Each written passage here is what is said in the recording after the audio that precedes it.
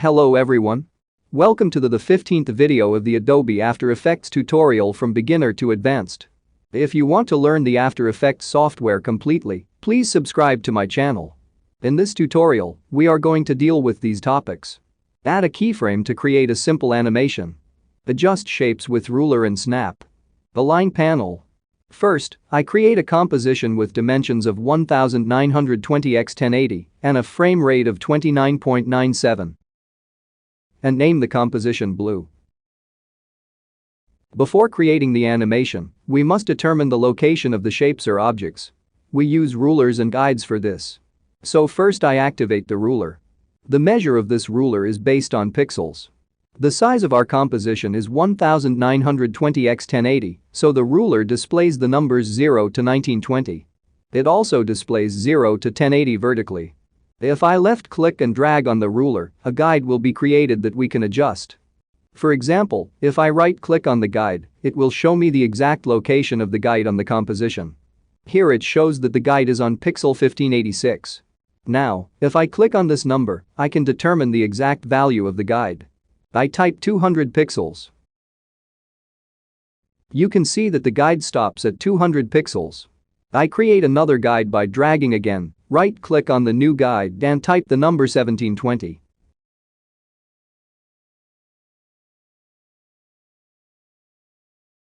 The guide is placed at 1720 pixels. In this way, we created both guides with a distance of 200 pixels from the edges of the composition.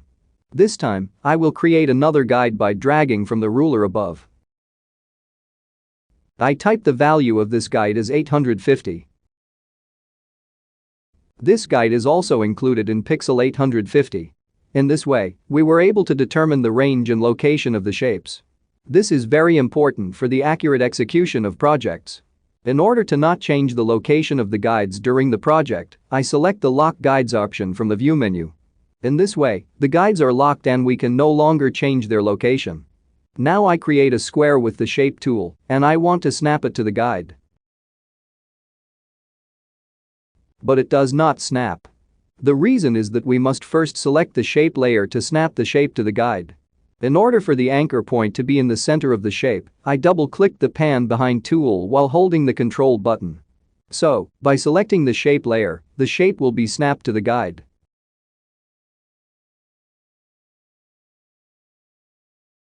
Also, click on Clear Guides from the File menu to remove the guides.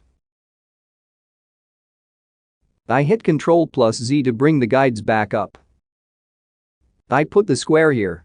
I select the square layer and press Ctrl+D to make a copy of the square layer. I move the new square with the Selection tool. If you need to snap the shapes together, activate the snapping option.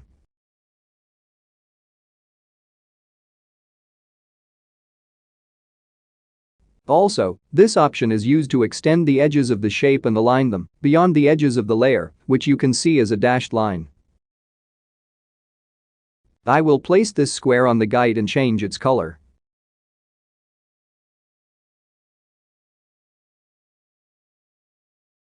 I'll select the square layer again and hit Ctrl+D to make a copy of the square layer. With the Selection tool, I move the new square and place the anchor point in the center of the shape. I also change its color. I'll select the square layer again and hit Ctrl+D to make a copy of the square layer.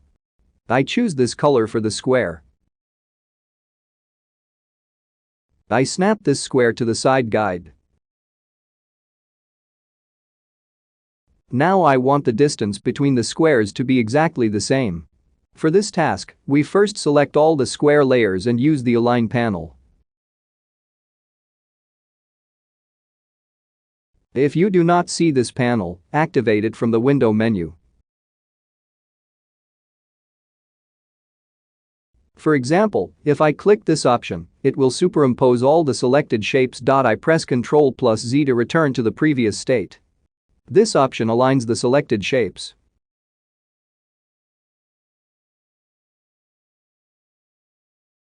I select all the square layers again and hit this option so that the distance between the shapes is equal.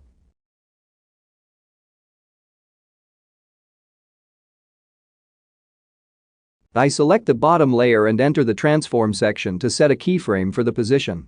In previous tutorials, I said that if I select a layer and press the letter P, only the position option will be activated. By pressing the stopwatch button, a keyframe is created for the position option of this figure, and I set the time indicator to 15 frames and click on this option to create another keyframe. I have taught all these things in previous lessons. Now I place the time indicator on frame 0 and move it to the bottom of the composition panel with the selection tool. In this way, you can see that the square moves from the first keyframe to the second keyframe. I set the time indicator to 1 second and select the next layer and activate the position with the letter P. I create another keyframe and set the time indicator to 1 second and 15 frames and create another keyframe. I set the time indicator to 1 second and move the square to the top of the composition. Now we can see the movement of this square. I select the next layer and activate the position with the letter P. I put the time indicator in frame second 2 and create a keyframe for this layer. I put the time indicator at 2 seconds and 15 frames and add another keyframe. Again I set the time indicator to 2 seconds and move the square to the bottom of the composition. Now we can see the movement of this square. I set the time indicator to 3 seconds and select the next shape layer. I activate the position option and create a keyframe. I put the time indicator at 3 seconds and 15 frames and add another keyframe. I set the time indicator to 3 seconds, although it is 3 seconds and 1 frame, which is not a problem for the practice project. I move the square to the right with the selection tool. I press the space button on the keyboard to see the movement of the squares.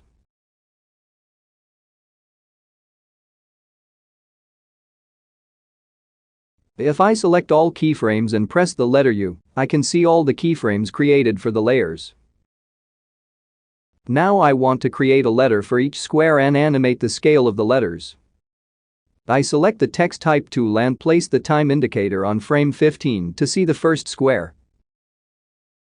I type the letter B. Select the text layer and press S to activate the scale. By changing the scale value, I make the letter B bigger. In order for the anchor point to be in the center of the letter, I double-click the pan behind tool while holding the control button. Now I create a keyframe for the scale. I set the time indicator to 1 second and create another keyframe. Again, I set the time indicator to frame 15 and set the scale value to 0. In this way, the letter scale is 0 at the beginning and reaches 100% in 1 second. I will enlarge the timeline panel a little so that you can see the keyframes better. I set the time indicator to 1 second and 15 frames and type L. I activate the scale option for the letter L and, like the previous letter, I type 247 to make it the same size as the letter B. I place the letter L in the center of the square and place the anchor point in the center of the letter L.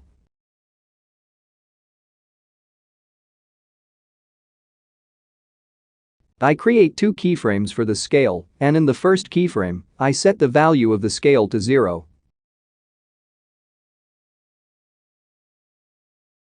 In the same way, I create another letter for each square and animate their scales.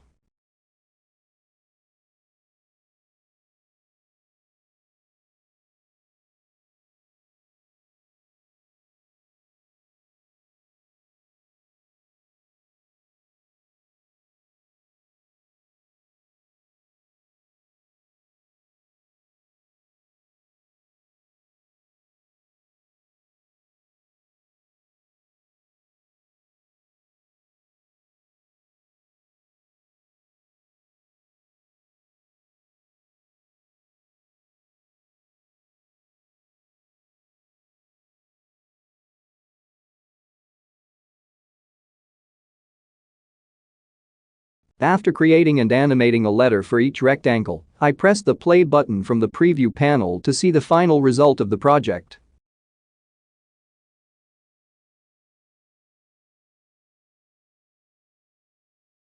To create a smoother motion for the animation, I select all the layers and press the U button to see all the keyframes.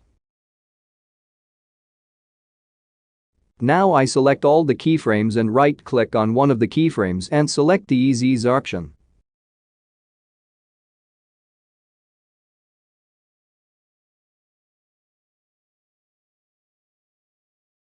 To shorten the project time, I set the time indicator in the desired second and press the letter N on the keyboard.